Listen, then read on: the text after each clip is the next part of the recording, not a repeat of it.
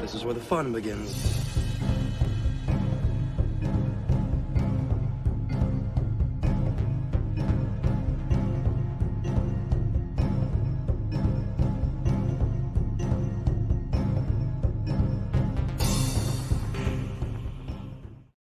Hi everyone, OG Star Wars here, and I have some breaking news for you.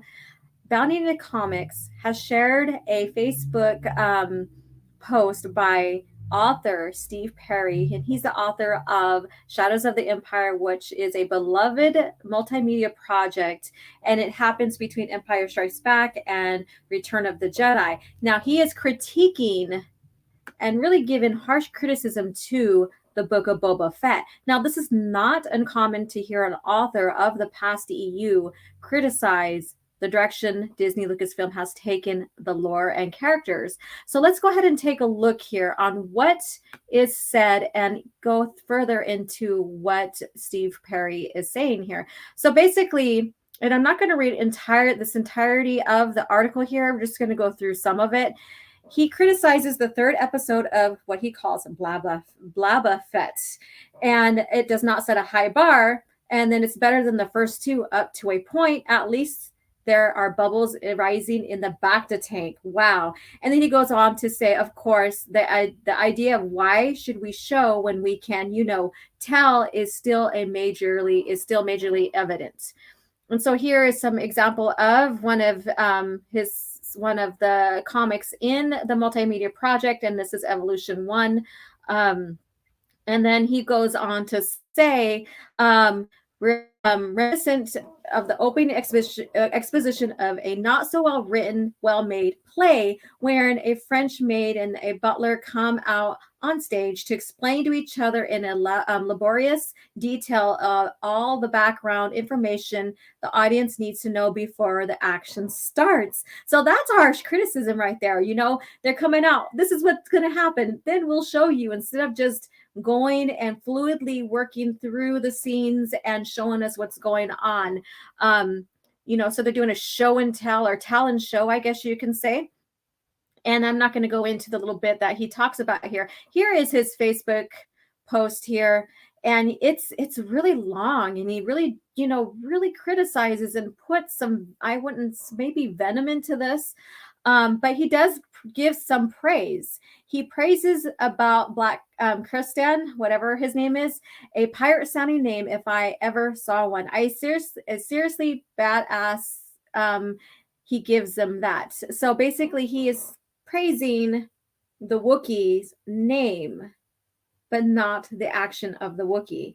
So here we go. However, that's where the praise stopped. And he again took issue with the show writing. Then again, he doesn't really need to be all that good, because we have Boba Fett security to offset that, don't we? And then he goes on to say, geez, Louise, do they leave the front door open, the alarms off, and are all his guards dosed up to the eyeballs on Ambien and smoking weed? He elaborated. And we know in Return of the Jedi, you had to get permission to get in and stuff. So because Boba Fett in this show is ruling with respect, he doesn't feel like his guards need to really do anything. They need their sleep. They really don't need to have their security up in arms when he is basically defenseless in the Bacta tank. So that didn't make sense to me as well. And so let's go on here. And Perry didn't let up. A 9-foot tall Wookiee who makes Chewie look like a shrimp, and with no known history of being invisible, just waltzes into the fortress, lumbers down the hall, into the clinic, pulls Fett from his Bacta tank, and beats the crap out of him, and nobody notices. And then he goes on to say, somebody needs to call Acme Rent a Guard. Whatever Fett is paying his team is way too much, he added. Wow. And another here cover, Evolution 5. And then from there, Perry criticizes the director by imagining a conversation between the director and somebody with half a brain. Oof, that is bad. Okay, so let's go ahead and read this one here. He begins, I can hear the writer. Nah, probably the director. So the director says, you know what would be cool? The big gladiator Wook grabs Fett out of the tank and kicks his ass. And then again, somebody with half a brain says, how does he get in through the locked door and past the alarm and guards and shit? Then the director says, don't worry about that. It'll be so fast and furious and cool. Nobody will care. Somebody with half a brain who wants to keep his job. Right, sure, I can see that. And so he goes on to criticize that as well. And then he keeps going on with it as well. But we know that Perry's not the only person who's worked in past Star Wars that has given such a bad critique of the direction Disney Lucasfilm has been taking the lore. Simon Williamson, who was the uncredited puppeteer of Max Rebo and played the Gomorian guard Jubnuk, who gets eaten by the Rancor in Star Wars Return of the Jedi, took issue with the show's depiction of Gomorians. And basically, he wrote on Facebook, and another thing is what is this dieting all about in the Book of Boba Fett? Skinny Gomorians cheeseburgers needed ASAP. So there we go. So Simon basically is like very disappointed with that as well.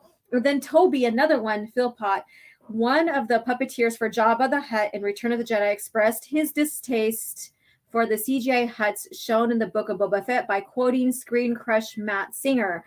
Philpott posted to Jabba the Hutt Facebook account, "Practical Jabba remains the best." He then quotes Singer, "Now compare all those gloppy, squirmy, floaty, textureless Jabbas with the original creature who appeared almost 40 years ago in Return of the Jedi. This Jabba had heft, weight, and a looming physical presence. He was intimidating and scary. He was real." So there we go. So there's his criticism. So this is not the only one. And Star Wars artist Jan Duursema, who worked on numerous Star Wars comics, included Star Wars Darth Maul, Star Wars Dawn of the Jedi, Star Wars Republic, and Star Wars Legacy, and created Ayla Secura, Cade Skywalker, Darth Talon, Quinlan Vos. Basically, these are the most popular characters, and even George took notice on most of them. Among those expressed her dissatisfaction to Boba Fett's hot topic kid on Power Ranger color mopeds. So there we go. So they're criticizing even those mopeds. She posted to Facebook, "I've been enjoying the Book of Boba Fett, but what gives with the hot topic kids on Power Rangers color mopeds? Look at General Tatooine style. They did not fit, not fin at all." So I'm probably saying not fit at all. "Did they steal that water to wash their clothes, to clean away two shiny bikes? Seriously," she concluded. So basically, there you go. So here's her post here as well. And so she recognizes that, yeah, on Tatooine, those don't make sense. They're too shiny. They're not worn out. And I think I myself has pointed that out. However, there are ridiculous vehicles in Star Wars, past and now present. So we really can't go with that and make it something like it's not fitting the lore, but it doesn't fit Tatooine very well. And so we have all of these people who've worked past that are criticizing the direction that the Boba Fett story is going, and even earlier about the overall general direction Disney Lucasfilm has been taking the franchise as well. So what do you guys think about this? Do you think this is fair criticism? Do you agree with Steve Perry on some of the points and topics that he pointed out? Let me know in the comments below, and I shall talk to you later. You guys have a good day, and may the force be with you.